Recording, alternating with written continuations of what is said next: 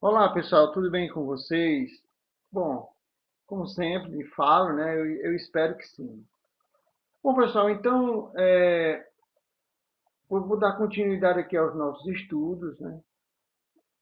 Nós vamos aí para a nossa terceira aula de literatura, né? E sexta aula do curso. Lembrando que eu vou, né, a combinar com vocês, nós vamos ter uma aula aí via Google Meet, né? A gente vai ver um horário melhor, né? Em que vocês possam estar disponíveis, né? Que quem mais possa ter disponibilidade para assistir, né? O maior número de pessoas possa ter essa disponibilidade, tá bom? Essa aula do Meet, ela não será gravada, mas quem puder assistir, porque vai ser um resumo geral, né, de tudo, certo? Então, sem delongas, né, para não perder tempo, vamos falar aqui sobre o nosso assunto de hoje, né, dando continuidade, que é a literatura através do tempo. Nós vamos fazer aqui um recorte histórico, né, sobre a literatura, certo? Reforço aqui, gente, que se você não entendeu, releia, né, busque na internet, ou então pode deixar algum recado lá no grupo, ou pode mandar um direct para mim, que eu não vou me esquivar em responder assim, eu tenho tempo, tá bom? Porque eu tenho outras atividades, ok? Então vamos nós. A literatura através do tempo. Só lembrando, gente, que esse material está disponível, viu? Para vocês, eu vou, ao final da aula, quando eu postar a aula lá, eu vou disponibilizar mais uma vez, né? Dizer aqui qual é a página. Dessa vez eu não estou usando o slide, estou usando direto no material para vocês não se confundirem, tá certo? Aí eu vou dizer qual é a página do material, tá certo? Olha logo aqui qual é. Pronto. É página 189, Língua Portuguesa e Literatura, página 189 da apostila. Eu vou mostrar para vocês, tá bom? Bom, a literatura através do tempo. Pessoal, só a título aqui de curiosidade, né, com base, modesta parte, do meu conhecimento sobre literatura. A literatura, a gente tem que ter em mente o seguinte, que ela não é somente escrita, né? A gente tem ideia, ou pelo menos algum de vocês talvez tenha essa ideia de que a literatura ela só é escrita, mas não. Ela foi durante muito tempo oral, né? Porque as histórias que eram contadas, né, de geração a geração, né, de pai para filho, de filho para neto, enfim. Aliás, exato, de avô para neto, perdão. Então, só depois da invenção da escrita pelos sumérios e depois da invenção da imprensa por um alemão chamado Gutenberg, foi que foi possível realmente a literatura ela ser escrita e ser difundida, né? Ou seja, ela ser espalhada pelo mundo através das topografias, né? Mas até então ela era oral, né? Transmitida de pai para filho, né? De avô para neto, enfim, como eu falei anteriormente. Bom, então a literatura através do tempo. Para início de conversa. Quem sou eu diante do mundo, né? Há um questionamento. Quem sou eu diante do mundo? Que mundo é esse? Nascer, morrer? O quê? O corpo ou o espírito? O amor? Ah, o amor. Quanta dor! Oh Deus, por que sofro? Por que existe? Questões como essas sempre fazem parte da natureza humana, não é mesmo? E agora, né, nessa fase pandêmica em que vivemos, acho que essas palavras nem nunca estiveram em tanta evidência como agora, né? Bom, a arte e a literatura mostram a expressão do homem no mundo. Olha aí que importante. A arte e a literatura, elas mostram a expressão do homem no mundo. Seus sentimentos, suas dúvidas, seus sonhos, seus descontentamentos ou suas aceitações. Por isso, a produção artística passa a ser um reflexo da sociedade de de uma determinada época e espaço. Por isso, a produção artística, né, ele está falando aqui a produção artística, principalmente a escrita, né, passa a ser um reflexo da sociedade em uma determinada época e espaço. O que ele está querendo dizer? É que quando o homem produz, né,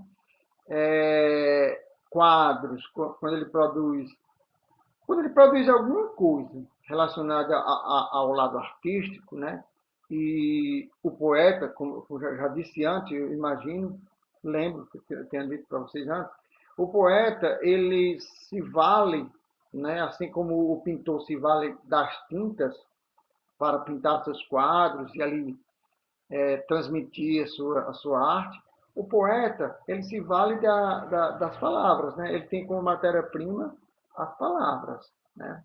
Falada ou escrita. Né? Então, e naquele momento ele reflete aquilo que aconteceu naquela época. Né? Você, por exemplo, no século XVIII, século XIX, né, aqueles que escreviam, século XX, enfim, eles escreviam, né, sobre a sua época, sobre a visão da sua época. E talvez alguns até com a visão futurística, mas na sua época. Então, a arte, né, a literatura nos mostra isso, a expressão do homem no mundo, né? Como ele se sente naquele momento, seus sentimentos, né? O texto diz aqui, suas dúvidas, seus sonhos, seus descontentamentos ou suas aceitações. Por isso, a produção artística passa a ser um reflexo, ou seja, mostra, né, o que a sociedade em uma determinada época e espaço pensava. É isso. Então, é o reflexo de uma sociedade. Por isso, gente, a importância, né, da literatura, de arte e literatura, né, enfim, da língua portuguesa, arte e literatura. Só que reforçar mais uma vez para vocês, aqui, como eu sempre digo, é porque vocês vão ver uma tarja no meio, né? Ela é transparente, né? E tenho certeza que acho que não vai dar para atrapalhar pelo menos até agora ninguém reclamou. Eu acredito que não vai atrapalhar aí é uma tarja em marca d'água, né? Transparente, então dá para vocês verem muito bem. É porque o programa ele não é pago, sendo pago ele não tem essa marca d'água, mas como ele é gratuito, aqui eu estou usando uma versão experimental gratuita, aí ele aparece desse jeito, tá bom? Mas enfim, dando prosseguimento aqui. Eu acho que ficou entendido, né, que a arte e a literatura mostram a expressão do homem no mundo, seus sentimentos, suas dúvidas, seus sonhos, seus descontentamentos ou suas aceitações. E também, por isso, a produção artística passa a ser um reflexo da sociedade de uma determinada época e espaço. Ponto. Eu acredito que vocês entenderam. Como leitores, né, viajamos. O que quer dizer viajamos? A gente, a gente viaja, a gente imagina. Viajar aí, no sentido, é cair na imaginação dentro da leitura. Vocês não imaginam o quanto eu passo por isso, lendo as obras que eu já li, né? Foram muitas.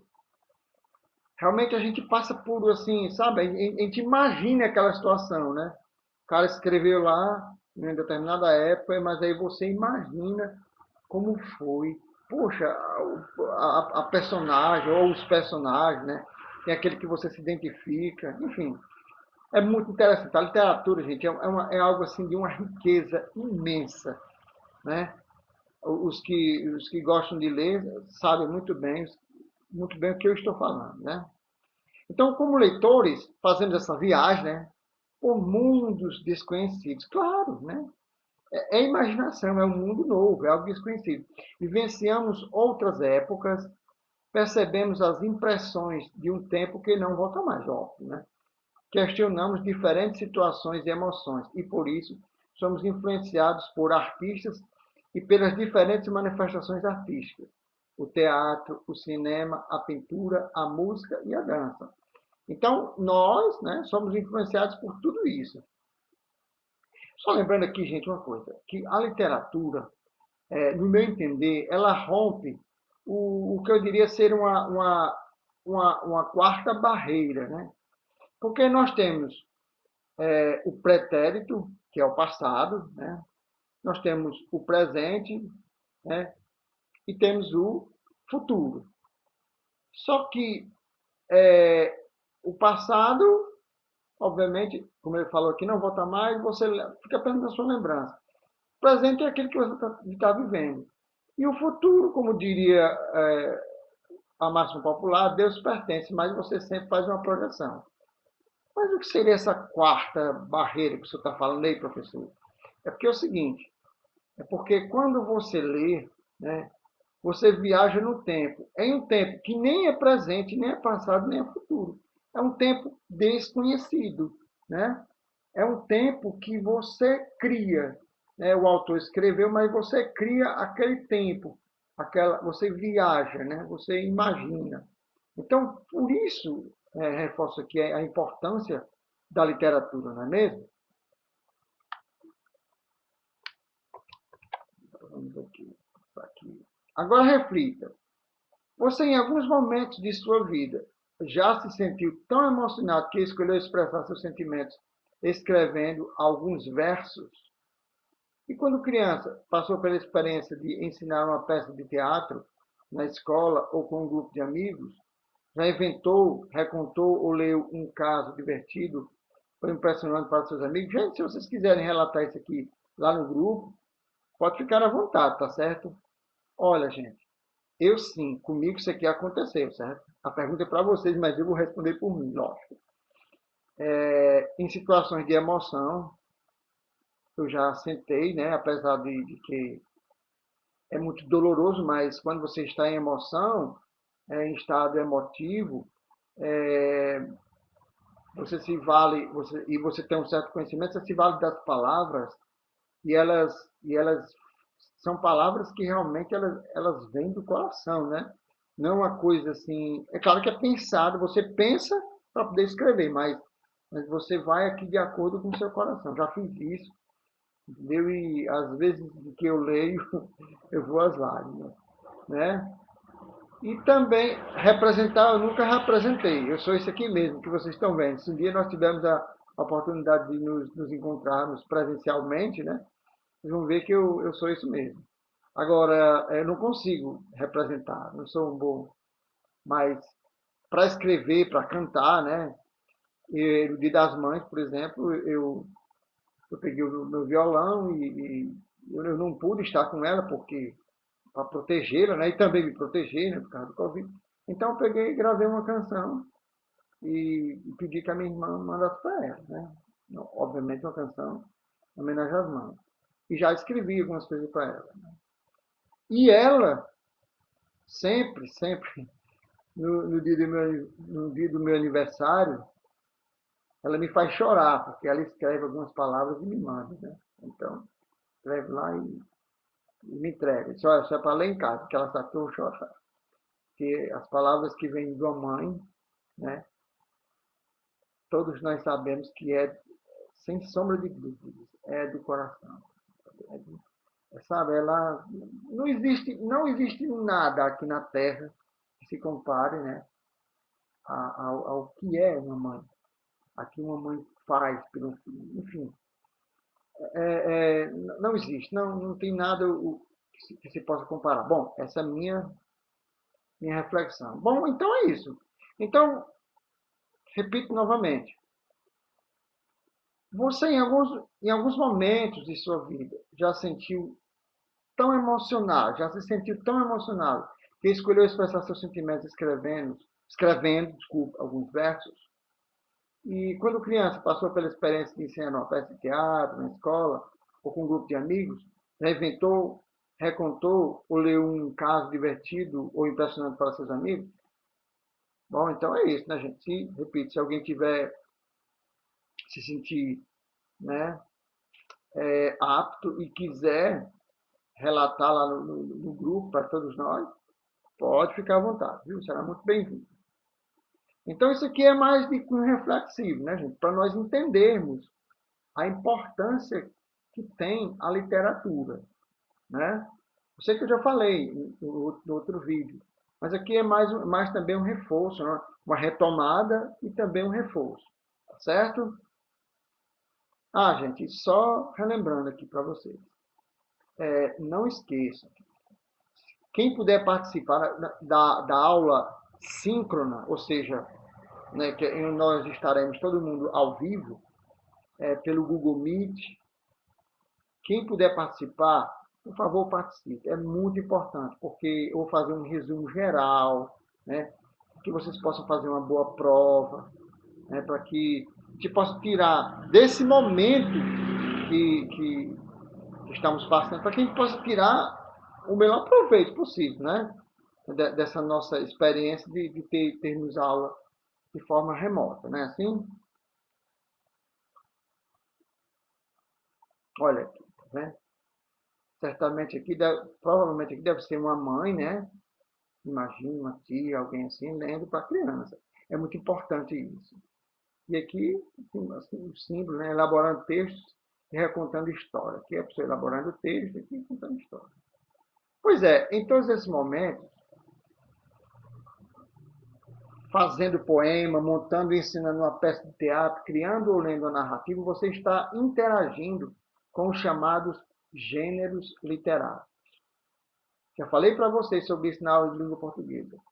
E este é um dos objetos de estudo dessa unidade. Professor, por que, se o senhor já falou? Vou explicar. Porque os gêneros literários, eles estão intimamente ligados à literatura. Intimamente ligados, né? A escrita é mais a literatura. Então, por esse motivo, nós vamos abordar mais aprofundadamente a questão dos gêneros literários, certo? Vamos conhecer os três gêneros literários básicos em que a literatura tem sido organizada. A literatura ela tem uma organização, e são três gêneros básicos, né? O gênero lírico, né? Principalmente na poesia. Pessoal, o lirismo é algo assim que evoca a alma, né? O lirismo ele é muito imaginético, vamos dizer assim. Né? O lirismo ele traz a presença de um ser que fala dentro do poema. Né? Vocês vão entender mais à frente isso. O gênero dramático, né? Que aí envolve o teatro. O drama pode ser o quê? É uma história triste. Né? Geralmente os dramas, né, são tristes. Eu não esqueço jamais das frases do Galvão Bueno, desculpa, das frases do Galvão Bueno, né?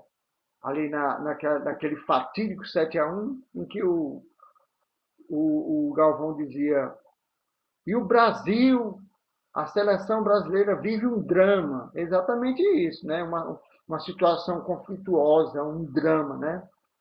E o gênero épico, narrativo, né? Que são histórias narradas como romances, contos, etc. Bom, tem vários, né? Tem vários gêneros épicos. O gênero épico, por exemplo, são as histórias de Aladim, né? As histórias de Simba e tantas outras histórias, né? Os romances brasileiros, os contos de fadas, enfim. E mais, vamos perceber como esses gêneros refletem a época e a realidade em que foram produzidos.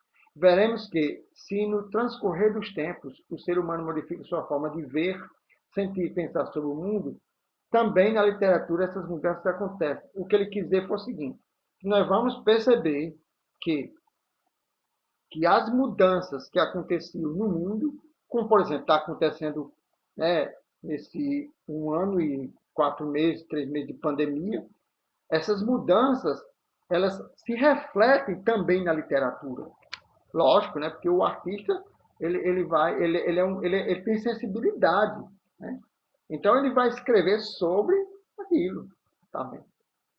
Dessa forma, a história do homem pode ser contada através do conjunto das manifestações literárias de cada época Isso porque as obras de arte expressam os costumes e as várias formas de pensamento do momento histórico, econômico e social em que foram produzidas.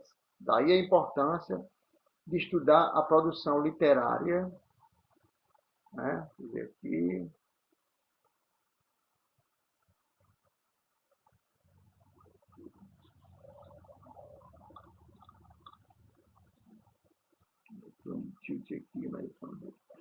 daí a importância de estudar a produção literária de um povo, de uma época, em um país, em uma região.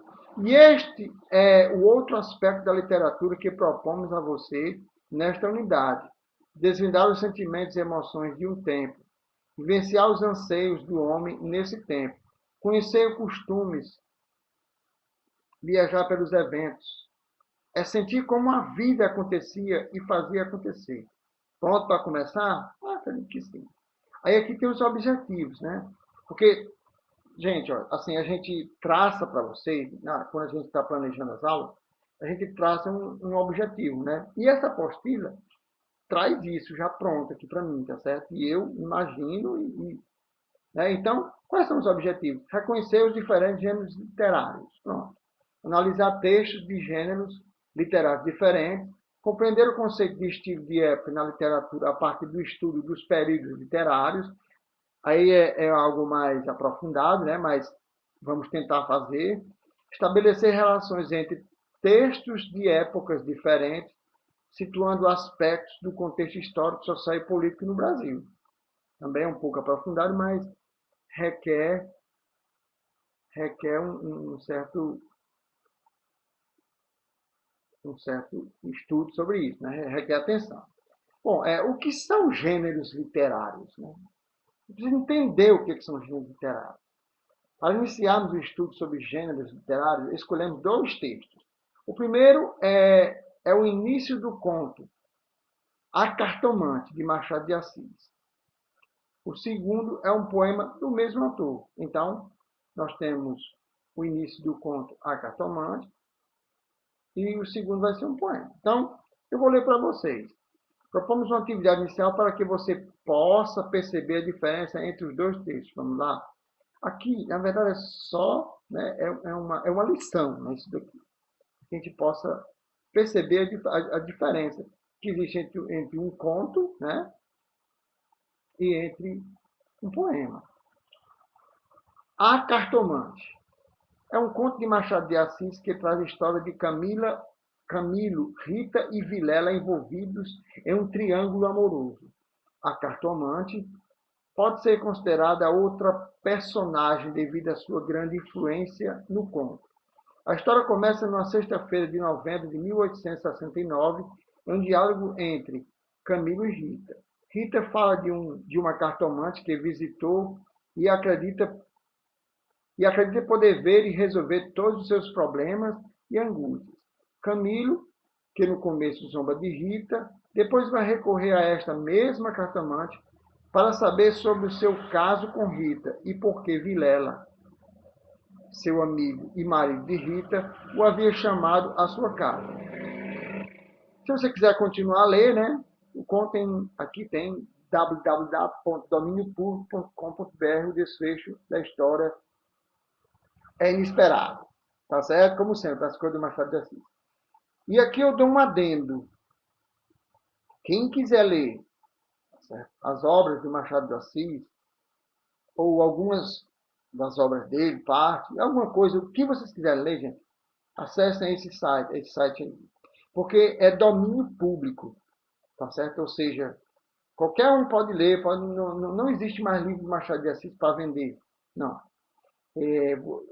Ninguém vai comprar. Até tem, mas você não vai comprar, né? Se tem aí na internet de graça. Né? Passou a ser de domínio público, certo? Então, aqui vamos para o texto 1. A Cartomante, fragmento. Hamlet observa o Horácio que há mais coisas no céu e na terra do que sonha a nossa filosofia. Era a mesma explicação que dava a bela Rita ao moço Camilo, na sexta-feira de novembro de 1869, quando este ria dela por ter ido na véspera consultar uma cartomante. A diferença é que o fazia por outras palavras. Ria, ria. Os homens são assim. Não acreditam em nada, pois sabe que fui e que ela adivinhou o motivo da consulta, antes mesmo que eu lhe dissesse o que era. Apenas começou a botar as cartas. Disse-me: a senhora gosta de uma pessoa? A senhora gosta de uma pessoa? Confessei que sim. E então ela continuou a botar as cartas, combinou-as, e no fim declarou-me que eu tinha medo de que você me esquecesse, mas que não era verdade. Errou, interrompeu Camilo rindo. Não diga isso, Camilo. Se você soubesse como eu tenho andado por sua causa, você sabe. Já lhe disse.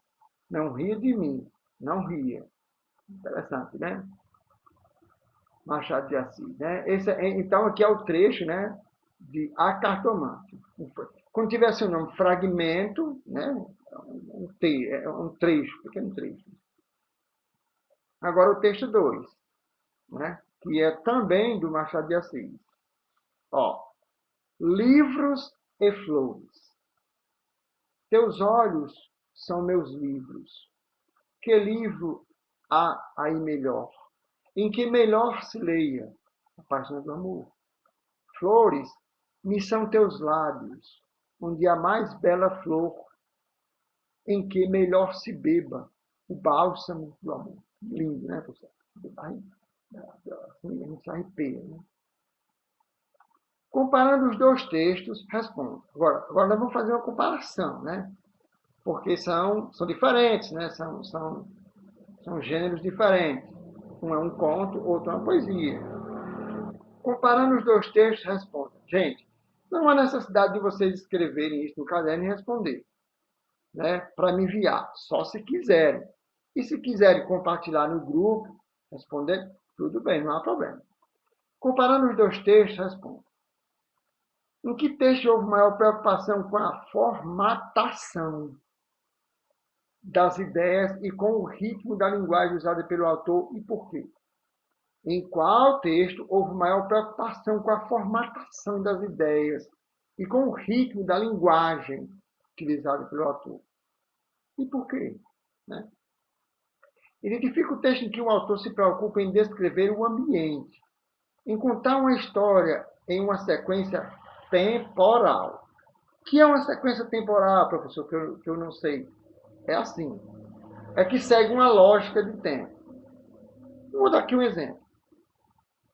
Ontem eu fui fazer uma caminhada. Ao chegar, liguei o computador, fui planejar a aula, fui estudar. Mais tarde, fui assistir o jornal. Depois, fui ver algumas coisas na internet. E depois fui dormir. Tá vendo? Isso aqui é uma sequência temporal. Às 5 da tarde eu caminhei. Às 6 eu fui estudar. Às 9, 9h30 eu vi o jornal. Às 10 horas eu vi outra coisa. E às 11 horas eu vim dormir. Entenderam? Isso aqui é uma sequência temporal. Então a pergunta é: identifique o texto em que o autor se preocupa em descrever o ambiente, em contar uma história em uma sequência temporal. 3. Qual dos textos apresenta maior carga de sentimentalismo e de subjetividade? Pessoal, objetividade é assim. Esse carro é vermelho. Pronto. Agora, subjetividade é quando você deixa subentendido. Um carro supostamente de cor vermelha, né? É uma cor subjetiva, não é objetiva. Justifique sua resposta com elementos do texto em foco. Quarto, nos dois textos literários, o autor teve o mesmo objetivo comunicativo. Mostra a diferença que você conseguir perceber. Então a pergunta é: nos dois textos literários, que são literários, porque, gente, texto literário e textos não literários, né? Vocês lembram? Eu falei isso com vocês. Falei para vocês. O texto não literário é aquele texto que ele é denotativo. Uma notícia jornalística, não é? Uma receita de bolo. É um texto não literário. Agora, uma poesia. Por quê? Porque as palavras que tem lá são as palavras que condizem com o significado delas no dicionário. Então, nesse caso, é um texto não literário. Agora, um texto literário, aí sim, você usa palavras com sentido figurado, que nós já vimos, estudamos, né? A função da linguagem, lá nós vimos sobre isso. Vocês lembram? Pois é. Nos dois textos literários, o autor teve o mesmo objetivo comunicativo. Ele teve o mesmo objetivo de comunicar. Mostra a diferença que você conseguiu perceber. Então, se vocês quiserem participar, falando no grupo sobre isso, pode falar, não tem problema algum. E se quiser anotar no caderno e depois dizer, olha, eu vi isso, lá pode, não há problema algum, tá certo? Só que não precisa me mandar esse daqui que estou falando. Bom, aqui, gente, só aqui para a gente saber mais um pouquinho sobre esse grande mestre escritor, um dos melhores que o nosso país já teve.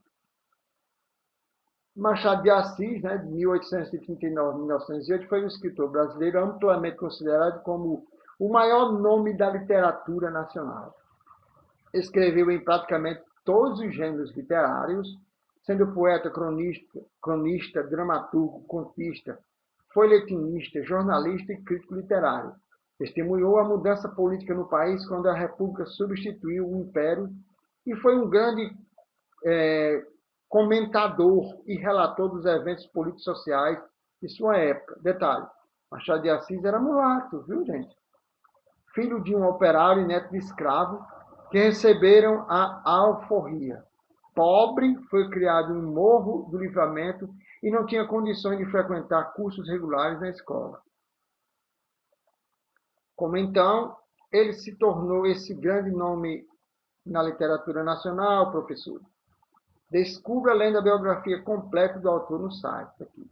E o site descubra como esse homem, né, se tornou. Porque assim, quando a gente vê essas grandes figuras, né, Machado de Assis, Érico Veríssimo, José de Alencar, que inclusive José de Alencar, né, o escritor cearense, mais precisamente de Messejana, morreu muito jovem. Morreu, acho que tinha 25 anos quando ele morreu.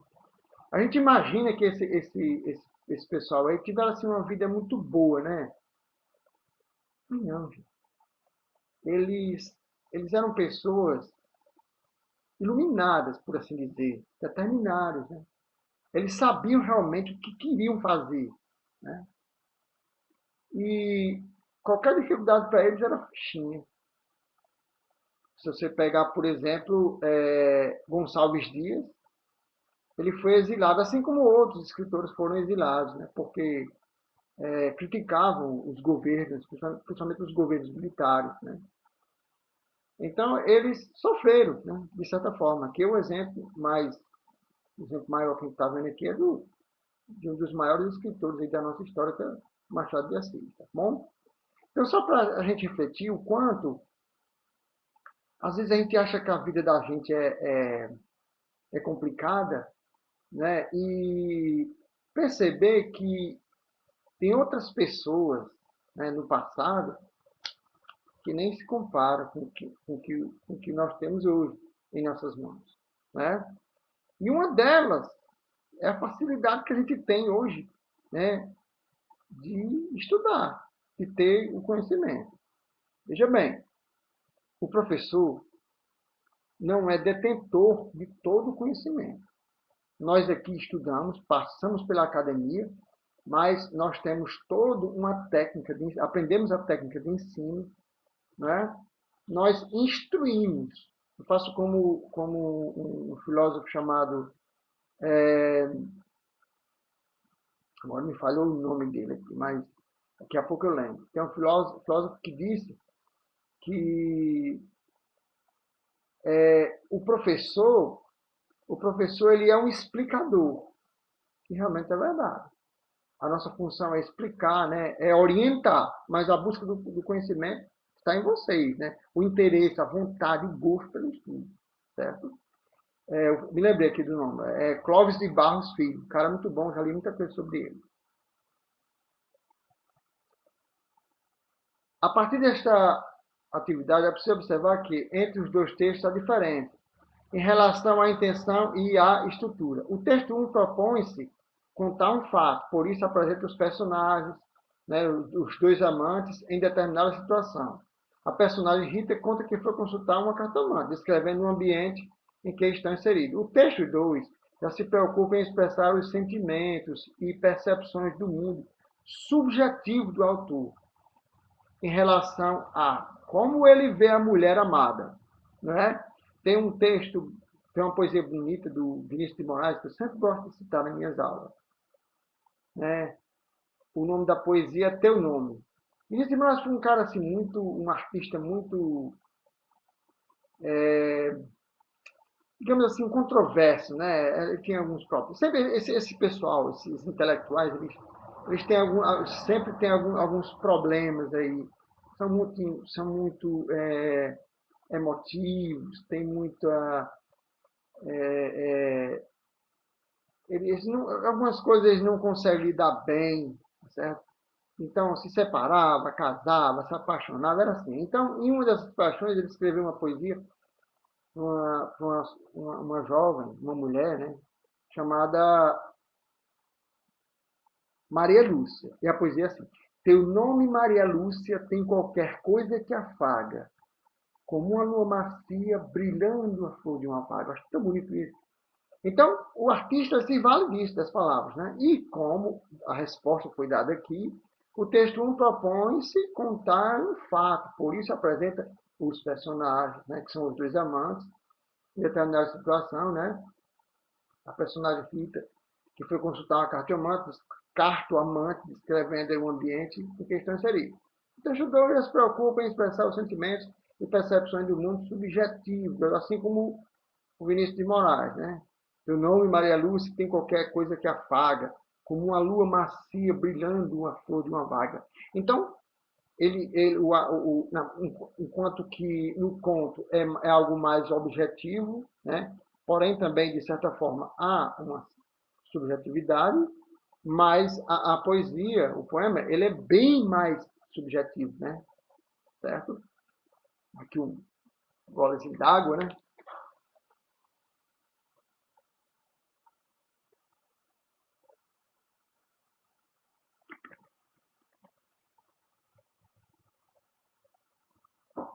Ó, vocês observam que a letra diz assim, em relação à intenção do autor, né? E à estrutura. A intenção é o que ele quer dizer. E a estrutura é como foi feito o texto, né? Ele já falou.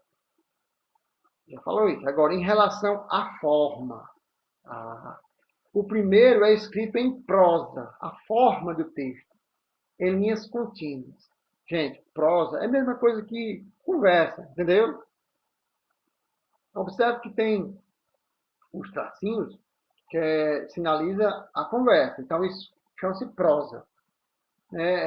Meu avô, falecido avô, ele chamava conversa de prosa. E realmente a conversa é uma prosa. É como se fosse uma prosa.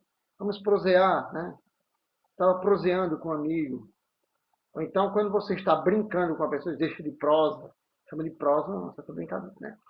Bom, o primeiro escrito em prosa, em linhas contínuas e organizado em parágrafos, sem se preocupar em combinar as palavras para criar tom melódicos ou rima. Bom, já o segundo é escrito em versos e organizados em estrofes. Percebe-se uma preocupação em criar os versos que criam um certo ritmo e tom sentimental. Voltemos a ele aqui.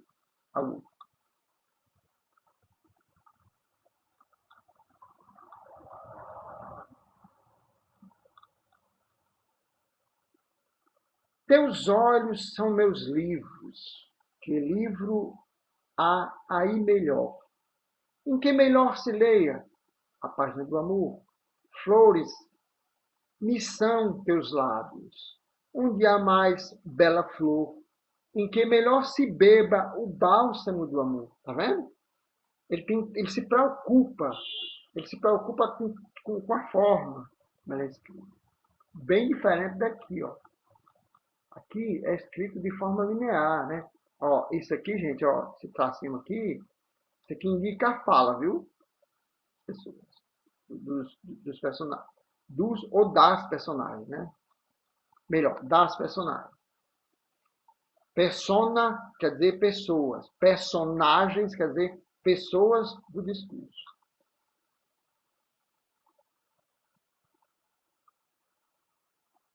Eu gosto de ver aqui esses clipezinhos que está dizendo assim, importante. O texto em prosa é aquele. Pronto, é o que eu já falei, mas é bom reforçar. O texto em prosa é aquele escrito em linhas contínuas, organizado através de períodos que compõem os parágrafos. No texto em verso, o autor não se preocupa com a sequência linear das frases e dos períodos. A forma como escreve os versos está ligado ao ritmo que o autor quer colocar no seu texto. Assim, os versos são linhas descontínuas que estão organizadas em blocos e que chamamos estrofes. Resumindo, considerando que os dois textos apresentam diferentes objetivos, estruturas e formas de composição, podemos dizer que eles pertencem a gêneros literários distintos, ou seja, diferentes. A seguir, veremos que o texto 1 pertence ao gênero narrativo, enquanto o texto 2 é do gênero lírico, né? Assim, bom, o dramático, que são textos escritos para o teatro. Desculpa. A seguir, vamos conhecer mais sobre estes gêneros literários e também sobre o terceiro gênero literário, o dramático, que são textos escritos para o teatro. A literatura e seus gêneros.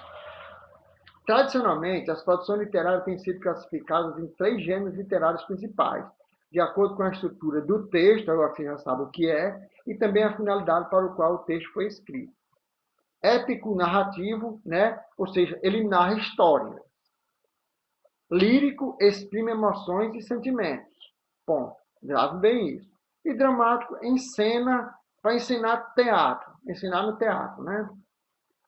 O gênero épico narrativo, gênero épico narrativo. Você já sabe que eu conto a Cartomante é um texto do gênero narrativo, porque conta uma história que se desenvolve no tempo e lugar, envolve o narrador e personagem. Observou também que ele é escrito em prosa e não em versos, como a maior parte dos textos de gênero narrativos da atualidade.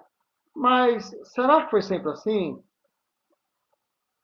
O que vamos descobrir agora é que, na antiguidade, os textos narrativos eram escritos em versos também. Na antiguidade era comum os escritores narrarem feitos heróicos e grandiosos, representando grandes fatos históricos de um povo ou de uma nação. Eram as epopeias, narrativas literárias de grande extensão, que tratavam de grandes viagens, guerras e aventuras, sempre enaltecendo e valorizando os heróis e seus feitos. Nessa época, as narrativas grandiosas quase sempre eram narradas em verso e usavam elementos da mitologia grega nos episódios, contando aventuras heróicas em que misturavam o real e o fantasioso, né? Daí ser chamado de gênero épico. Pronto, está bem explicado. O filme do artista italiano francês Hayes, né, de 1791 a 1882, retrata uma paisagem da epopeia A Odisseia de Homero, escritor da Antiguidade Clássica. Isso aqui é importante. Originalmente, o gênero épico é uma narrativa em versos que apresenta um episódio heróico da história de um povo. Mas as epopeias não são exclusivas da antiguidade. Por exemplo, mais tarde, no século XVI, durante o classicismo, Luís de Camões, grande autor português, escreveu uma das maiores epopeias da literatura, Os Lusíadas. Nela, o autor português exalta a glória do povo português a partir da viagem do herói navegador Vasco da Gama às Índias, que buscava expandir a fé, né, o número de cristãos e conquistar novas terras para Portugal. Então, epopeia, você já sabe o que é. Conta fatos heróicos, né, de uma nação, de um povo. No caso aí, eles estavam contando, né, a história da glória do povo português através do navegador Vasco da Gama, na busca aí do caminho das Índias, né? Que, na verdade, o texto fala aqui da busca pela fé, mas também Tinha outra coisa, gente, a questão do comércio das especiarias. Eu acredito que você já deve ter escutado sobre isso, ou não, não sei. Leia as duas estrofes do conto 5 de Os Lusíadas, narrando a passagem da esquadra de Vasco da Gama pela costa africana. Nós vamos ver aqui. Olha aqui que o cara escreveu aí há mais de 500 anos. Assim fomos abrindo aqueles mares, que geração alguma não abriu.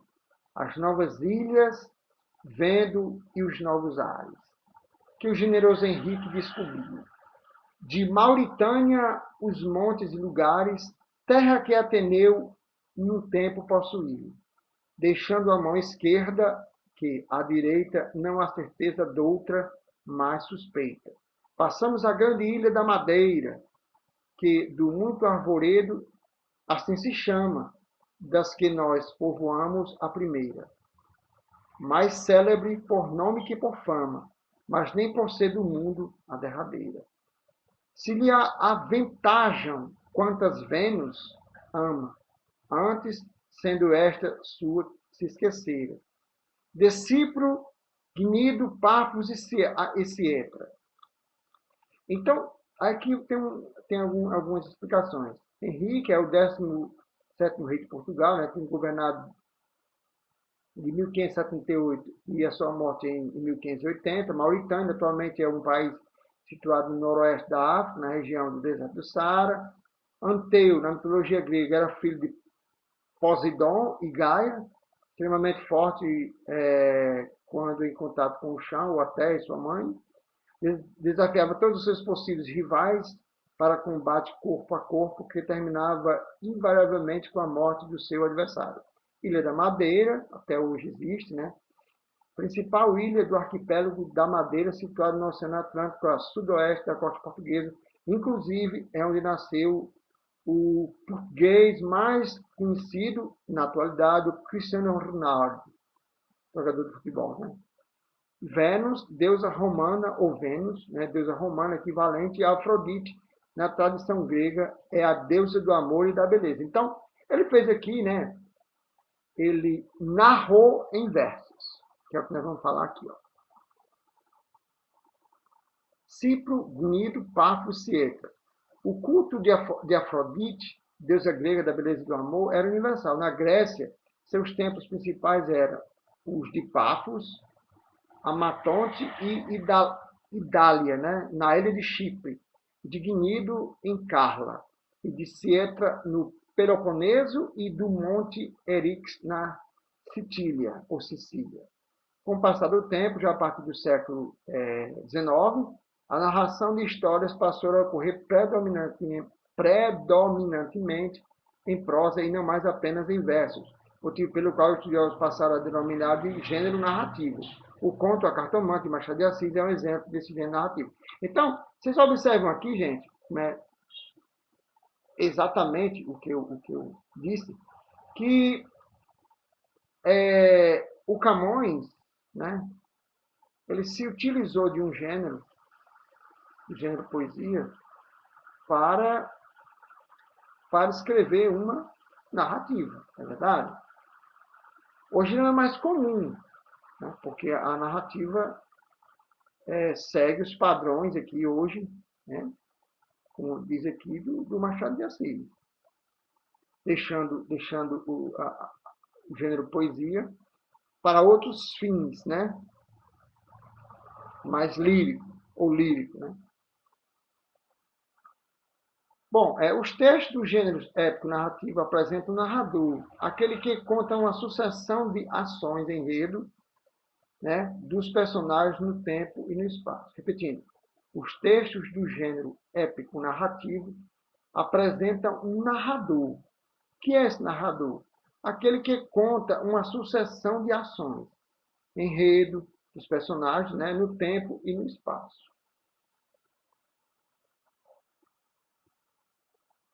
Bem, e a conclusão que podemos chegar? Os gêneros literários sofrem as mesmas influências do tempo como qualquer outro fenômeno o traço da arte e da cultura. A epopeia, por exemplo, narrativa em versos sobre os feitos e heróis de um povo de que falamos antes, foi importantíssimo na antiguidade clássica e no classicismo. Já no século XVI, por outro lado, a partir do século já no século XVI, perdão. Por outro lado, a partir do século XIX, né, o homem passou a contar sua história preferencialmente em prosa.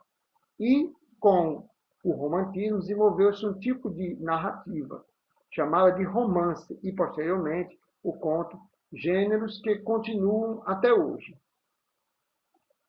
2. O gênero dramático, produção textual. Você já teve a oportunidade de ver ou de participar da encenação de uma peça de teatro? Como era o texto da peça? Relate sua experiência. Aqui, quem tiver a vontade de responder isso no grupo, por favor, fique à vontade. Bom, o gênero dramático é aquele que se realiza no teatro, né? Quer dizer, o texto dramático é para ser encenado, representado numa peça teatral. Também é o gênero usado para a criação de filmes, séries e novelas de TV, etc. Para compreender melhor o gênero dramático, propomos a você uma atividade. Vamos lá? Veio aqui uma atividadezinha, né? Leia o seguinte fragmento de um texto de teatro. No primeiro momento, apenas observe a organização do texto na página. Note os vários tipos de letras usados no texto. Em seguida, cite 3 diferenças entre estes textos e os textos. 1, narrativo, a cartomante. 2, o poema, livros e flores, apresentado na atividade 1 no início desta unidade. Aí aqui temos o pagador de promessa, né? Padre Olavo surge na porta da igreja. Aqui é uma ação, né? Sacristão, como se estivesse surpreendido, em fala. Padre Olavo, aí Zé, preciso falar com ele. Sacristão dirige-se. Aqui, veja bem que nós temos a fala, né? E nós temos aqui um narrador, né? O narrador diz como é que se deve acontecer, né? Aí, aqui diz que quem fala para quem, né? Padre para o sacristão. O que está fazendo aí? Estava conversando com aqueles homens. E eu lá dentro à sua espera para ajudar a missa. Quem são? Não sei. Um deles quer falar com o Senhor. Sou eu, padre. Aí diz o que ele deve fazer, né? Interessante, ó. Agora está na hora da missa, mais tarde se quiser. É que eu vim de muito longe, padre. Andei 7 léguas. 7 léguas para falar comigo?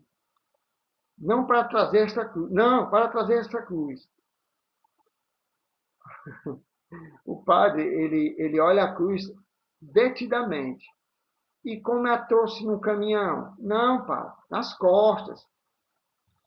O sacristão, né, expandindo infantilmente a sua admiração. O padre lança um olhar enérgico, né? Psiu, cala a boca. Seu interesse por Zé do Burro cresce. 7 léguas com esta cruz nas costas, deixe ver seu ombro. Zé do Burro despede do lado do paletó, abaixa a camisa, abre a camisa e mostra o ombro. Sacristão, o sacristão espicha-se todo para ver e não esconde a sua impressão. Está em carne viva. E o padre parece satisfeito com isso. Promessa. Então vocês entenderam aqui, ó, que é um texto muito diferente, né? Aqui tem dizendo quem é que tem que falar, aqui tem dizendo o que a personagem sentiu, como ela reagiu à fala do outro, né? Assim, é bem interessante. Aí continua, vocês vão ler que é muito grande, tá certo? E nosso vídeo está ficando muito grande. Então nós vamos aqui. Só que, sabe mais, O Pagador de Promessas, de Dias Gomes, é uma das peças brasileiras mais premiadas e que, levada para o cinema, recebeu prêmios em festivais internacionais importantes. Tem como personagem principal um homem simples do sertão baiano, que faz a promessa de carregar uma enorme cruz de madeira até uma igreja de Santa Bárbara. Sua mulher acompanha-o sem a convicção dele. Depois de andar 7 léguas chega à igreja. Só lembrando, pessoal, uma légua são 6 quilômetros, né? Chega à igreja, que está fechada. Ingênuo, ele não percebe a malícia e a má-fé de pessoas à volta da igreja para a festa da Santa. O trecho apresenta a cena em que a igreja é aberta e ele conversa com o sacristão e com o padre. Bem, após a leitura do texto, do fragmento de O Pagador de Promessas, você deve ter percebido que os nomes das personagens que vão falar aparecem em destaque, em caixa alta, né? Em geral, em caixa alta, como o padre, né? O texto dramático não apresenta um narrador, como acontece no texto narrativo, e por isso seu autor usa as chamadas rúbricas, isto é, as orientações que são colocadas entre parênteses, geralmente em letras diferentes, em itálico, né? Para indicar a forma como aquela situação fala, né? Deve ser desenvolvida. Veja, por exemplo, no início do texto, aí tem aqui, ó, o nome bem grande, padre. Né? Aí o que que tem? Ele vai falar para quem? Para o sacristão. O que está fazendo aí? Porque se tivesse só padre e quem está fazendo aí, você não saberia para quem. Né? Nós não saberíamos para quem estaria falando. Né? Então, essa é a forma de se escrever o texto, né? Um texto dramático. Assim,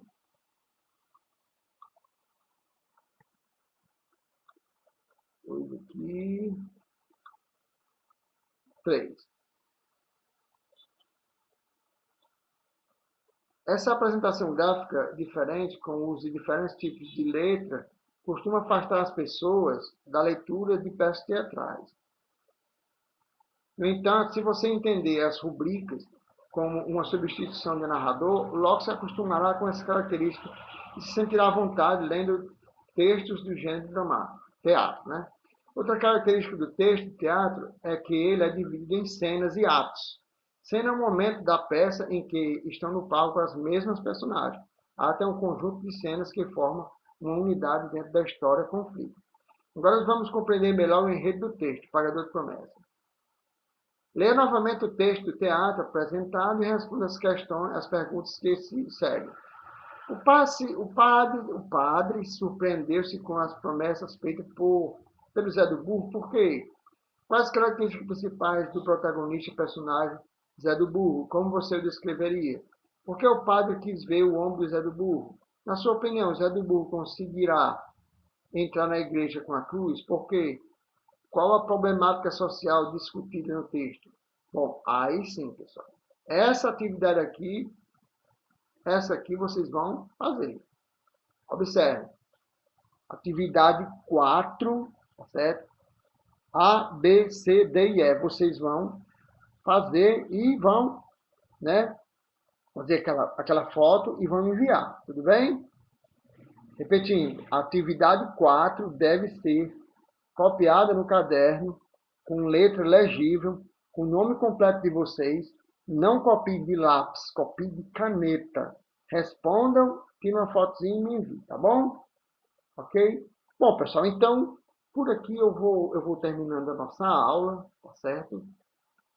Agradecendo aí a paciência, né, de vocês em assistir essa quase uma hora aí de aula, né?